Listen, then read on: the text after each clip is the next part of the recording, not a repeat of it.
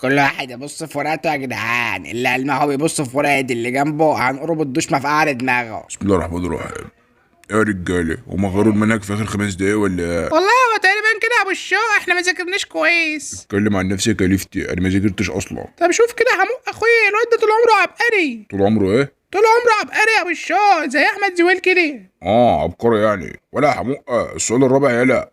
ماله يا ابو الشو؟ بيسلم على امك يالا، اجابته يا ابن الكوميديه. وليه لا يا ابو الشو؟ ما اعرف، انا لسه بكتب رقم عادي. هو انت لسه في رقم القعاد؟ ده احنا في نص الوقت، الله يخرب بيت فص نفاخه. يعني سامع بقى بتتكلم، حرك شفايفك عشان مش شايفك يا اللي بتتكلم. وده نقه ولا وده نقه. السؤال التالت ايه؟ حله غلط والله يا ابو الشو، مش هينفع اغششه لك. طب ما تقولوا خلاص يا عم انت، ودي انت يعني خايف على مصلحتي. طب بص، انا مجاوبه بسبب ضعف حكام الاقاليم وانتشار اقراص المشبك المغشوشه. يا ابني انت حكام اقاليم ايه يا ابني؟ ده امتحان فيزياء، احلف بالله حمقاه، وانا عمال اقول الامتحان ريحته وحشه ليه؟ طب سيبك من السؤال ده، السؤال الخامس اللي بيقول لك ما هي سرعة سيارة تقطع زمن قدره 100 متر في 50 ثانية؟ تقريبا كده يا ابو الشو، الاجابه هتبقى صلاح الدين الايوبي في معركه عين جالوت. يا ابني انت بتضرب اي كلام، المعركه كانت في عين السيره جنب الترمبه اللي عند شجره التوت دي، كان الظاهر بيبرز.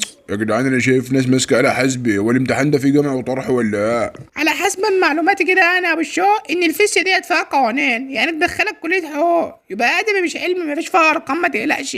طب حد جاوب السؤال يا جدعان بتاع ما هي المسافه بين الشرقيه ودمياط اذا قطعتها سياره في زمن قدره 3 ساعات؟ لا طالما فيها الشرقية بقى دي لعبتي، اكتب كده يا ابني انت، هو كده. بسم الله الرحمن الرحيم.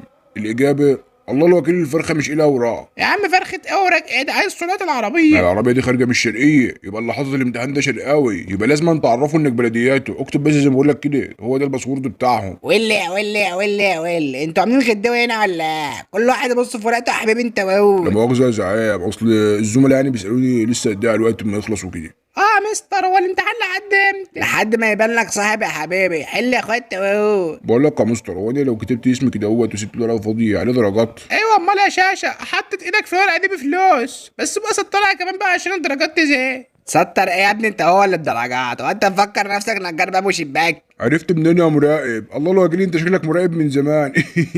حلوه يا بالشو، حلوه والله لك ايه. اسمك ايه يا ابني يا ظريف انت؟ والقران اللي عامل لك محضر غش. معاك يا شيخ شوقي محمد احمد السيد عبد الرب وحسين بن معطل. ازاي يعني؟ مفيش حد في اللجنه كلها اسمه كده؟ ما انا مش طالب اصلا، ده الواد عماد ابن جدي كان صاحي مقريف كده ومزاجه مطرشق، قلت له خليك افتح انت الورشه يا عمده واروح على الامتحان مكانك.